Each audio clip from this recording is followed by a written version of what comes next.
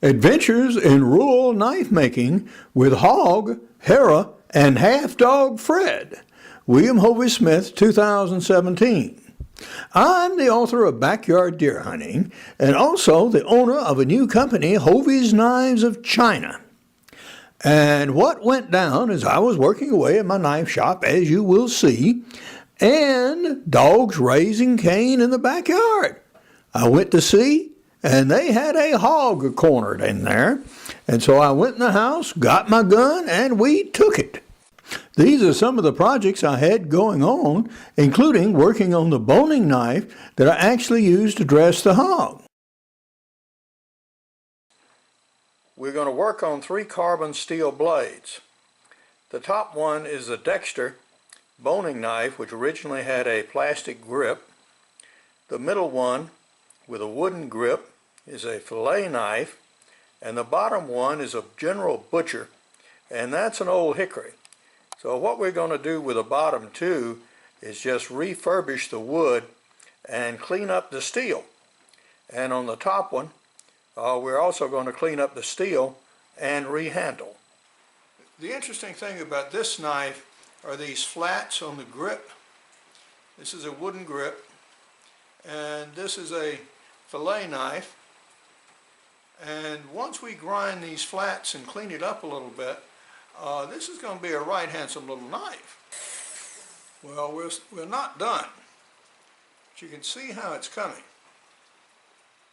To catch up on a few of our Billy Joe Rubidoux knife projects, in the vise here we have that Dexter boning knife, and we elected to put rosewood scales on it, and this is what the rosewood block looked like when we started. And we now have the scales trimmed, and of course I've just cut the pins off with a hacksaw. And I use the hacksaw to keep from generating heat and breaking the glue bonds on these pins, which are temperature sensitive. And this is what our English blade turned out to be. That rest did not work. It was actually a hazard on the work surface, so I now just have turned it into a wooden guard. And guards are unusual on chef knives, but okay, this has got one. So that one's ready to go. We have polished this Ontario blade, and this has a couple of coats of stain on it. I haven't put polyurethane on it yet, but I will. Now this blade, I say polished, is actually been wire brushed. And this is the finish I like on these old carbon steel knives. I just put them on a brush and I get rid of the excess rust and discolorations. You can read the legend on it, you can read the stamping on it very, very well. So that's what I do with this one. This is a cake slicing knife. The blade is very good steel, hard steel. Didn't have an edge on it hardly at all, if any. But I put an edge on it and just cleaned up the grip a little bit. So that's a good knife. This is a butcher knife. It's a modern stainless blade. This is a US blade, and it's called Flint Stainless Vanadium USA, it saith. So, and in fact this was a harder than usual stainless steel.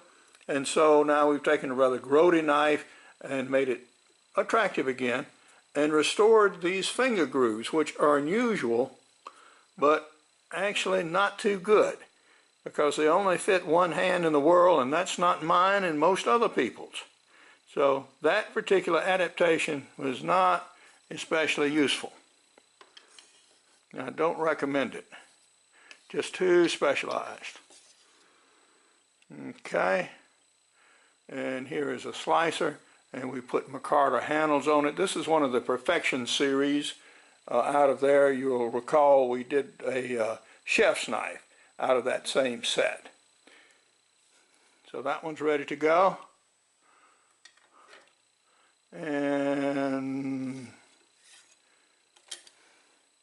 this is another slicer. We had just polished the grips and put an edge on it, made it more handsome than it were.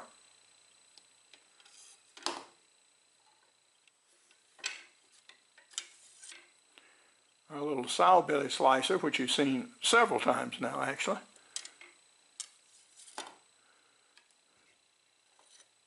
And our pan scraper.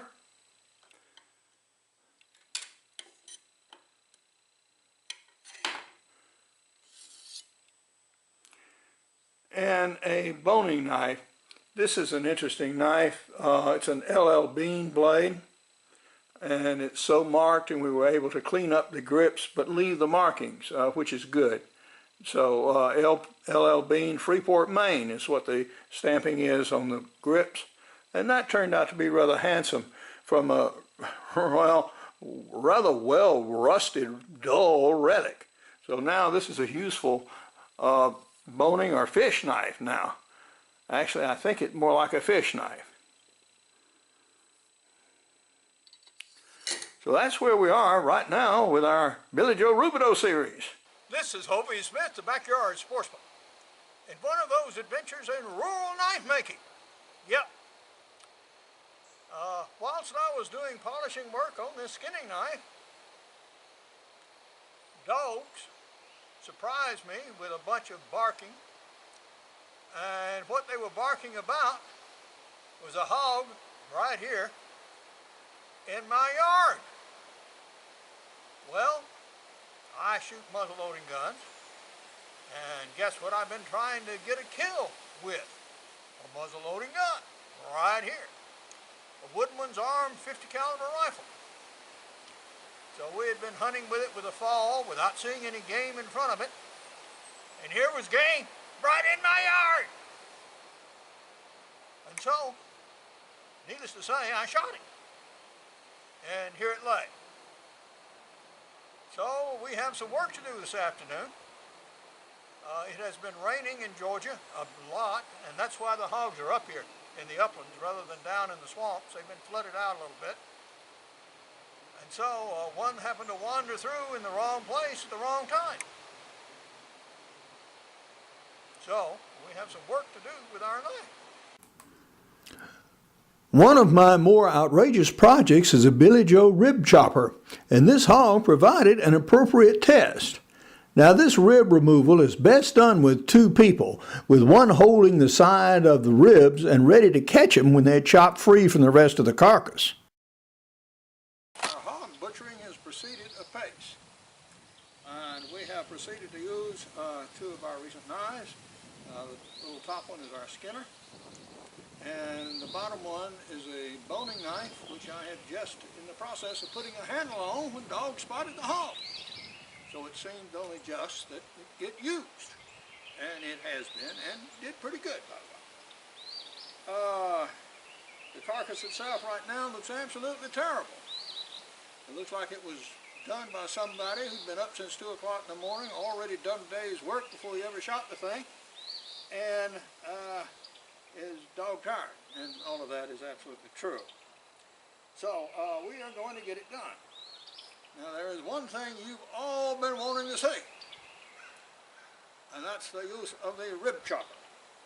Well, we have a critter here that has ribs, so we're going to bring it out and we're going to use it. And this is said rib chopper, so we'll see how she does. First off is the edge work. Yes, edge works very, very well. Okay.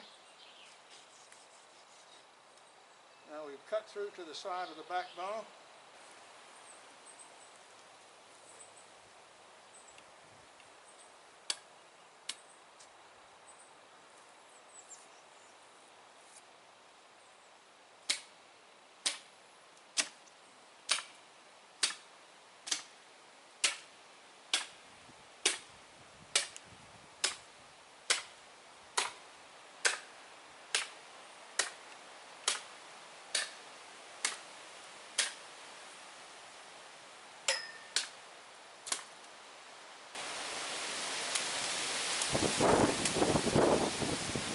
Just barely made a save.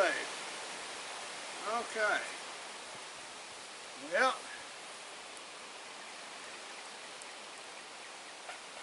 rib chopper works.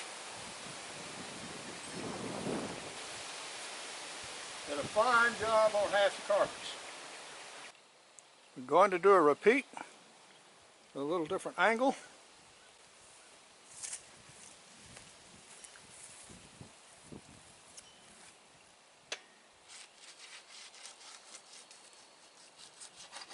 Slice.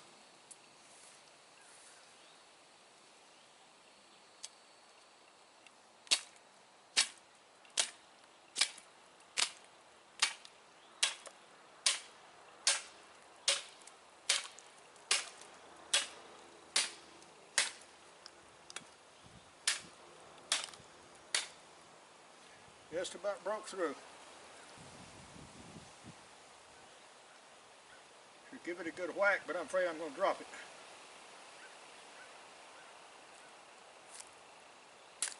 There we go. So that's about as clean a backbone as I think you're ever going to see.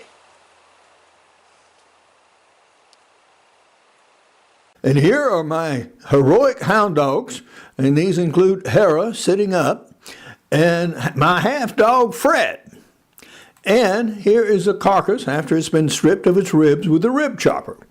And my newly granted U.S. trademark for my company, Hovey's Knives of China, and some of my Hovey's Knives of China blades, more of them displayed here on 1-inch pegboard, and my outdoor books. Now, among my prize-winning books are Backyard Deer Hunting, Extreme Muzzleloading, Crossbow Hunting, and Practical Bow Fishing. I also have a series of e-books on muzzleloading, including muzzleloaders for hunters and shooting and maintaining your muzzleloader. The Billy Joe Ribodeau rib chopper and the Aspen leaf skinner did very well on working up that hog. Now, the Dexter boning knife had a loose blade because I'd had only one pin to retain it in its relatively short tang. So this is going to be replaced. For more information on Hovey's Knives of China, you can go to the blog below.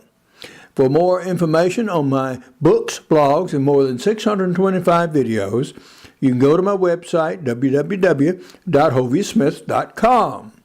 Good hunting and good eating from the outdoors. Goodbye, and God bless.